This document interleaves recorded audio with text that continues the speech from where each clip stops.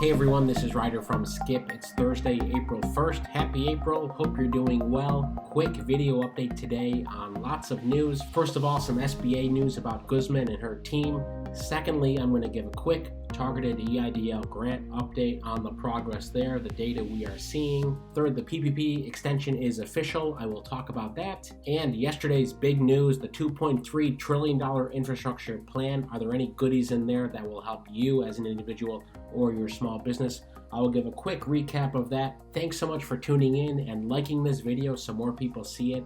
And of course, subscribing to our channel. It means so much to us. And of course, every subscriber of this channel is entered into our weekly giveaways, $500 now. You have to subscribe to this channel and download our free app. It's Hello Skip in the App Store, link right in the description. There's so many more goodies on the app as well. We just released a new version 2 days ago. Okay, without further ado, let me start with the infrastructure plan, then talk about the SBA and EIDL grants. Okay, here is what is in the plan. It is called the American Jobs Plan. It's massive. The New York Times did a great summary, so I'm going to piggyback off what they did. But there are three buckets, okay, I'm going to talk about. In transportation, $174 billion for electric vehicle incentives, including charging stations, $115 billion for roads and bridges, $85 billion for public transit. Jumping down, $20 billion for underserved communities. I'd love to hear what you think about this in general because it's another $2 trillion. We've already spent $5 trillion over the past year specific to COVID relief.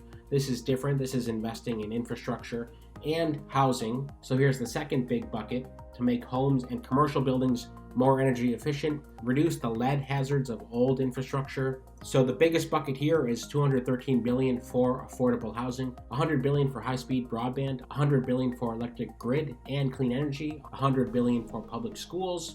Lots more here. Those are some of the big ones. Finally, for jobs, the third big bucket, $52 billion for domestic manufacturing, $50 billion for supply chain support, $50 billion for the National Science Foundation. And this is just part one of the economic plan. This is a two-part economic plan that Biden wants to do. The second would focus on childcare, healthcare, and education, and it's supposed to be released later this month.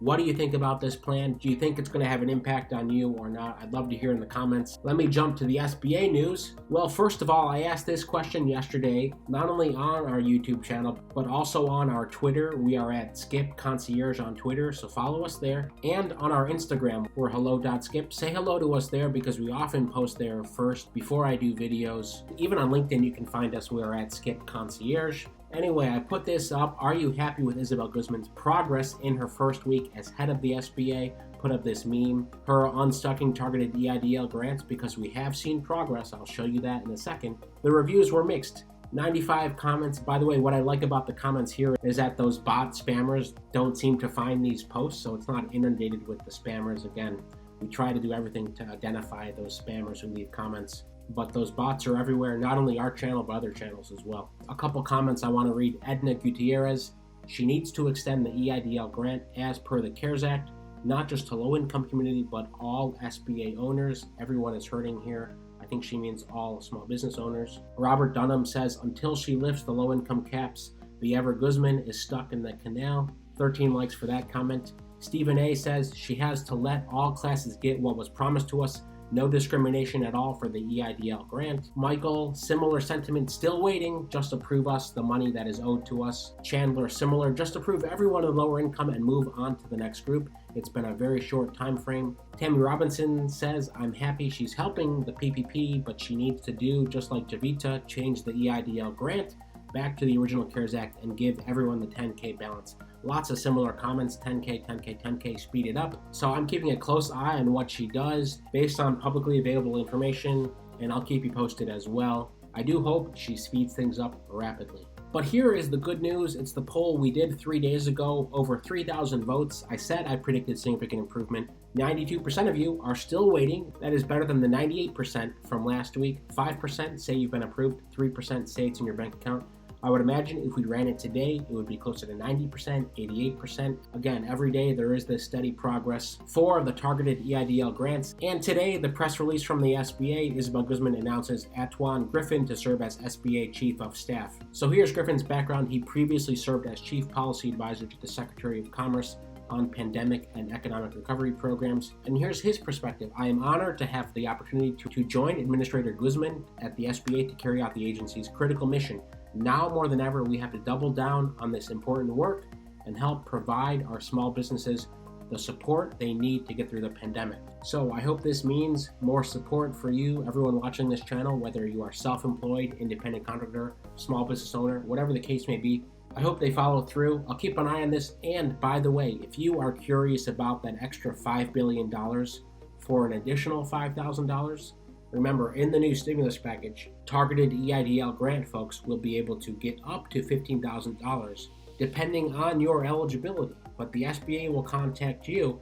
But if you want to keep an eye on that and find out first if you have to do anything or progress being made there, of course, we will post all of that on the app and alert people on the app first. So just another reminder to check the free app if you're not using it yet. That's Hello Skip in the App Store, or go to trackeidlgrant.com and you'll also get a $10 credit. Now here's a question we answered today on our blog. Can your stimulus check be garnished, seized by debt collectors? Unfortunately, there are no federal protections against private debt collectors seizing stimulus. So while your stimulus check cannot be garnished for outstanding government debts, they can be garnished by private debt collectors. So bottom line, not everyone in the US is protected from having stimulus checks seized. It depends on your location. It's a good idea to reach out to Legal Aid Society. There's a lot of nonprofits that may help for free. Anyway, this is just for informational purposes only. If you have this question, it is up on our blog now, along with a new post about why you should have renter's insurance for your home-based business, something to think about. If you're working from home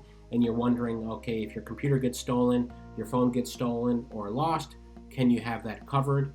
Those things are critical for your business. So we talk about that and how to get that stuff covered. Finally, if you're a Social Security recipient, you should get stimulus checks next week. This is an update that came out yesterday. Many of you have asked about this in the past. To end today's video, the S&P 500 hits a record, closes above 4,000 for the first time. Here's how it looks. That's a big deal.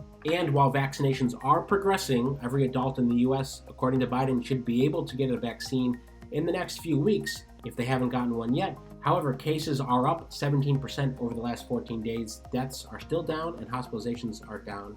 Anyway, we're going to watch the deaths because, of course, deaths is always the lagging indicator of new cases. It is high. It's higher than last summer's peak.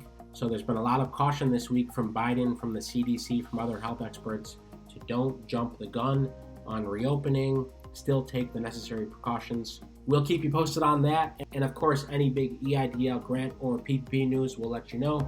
As always, thank you so much for tuning in and subscribing to our channel. Stay well, stay healthy, and I'll see you tomorrow.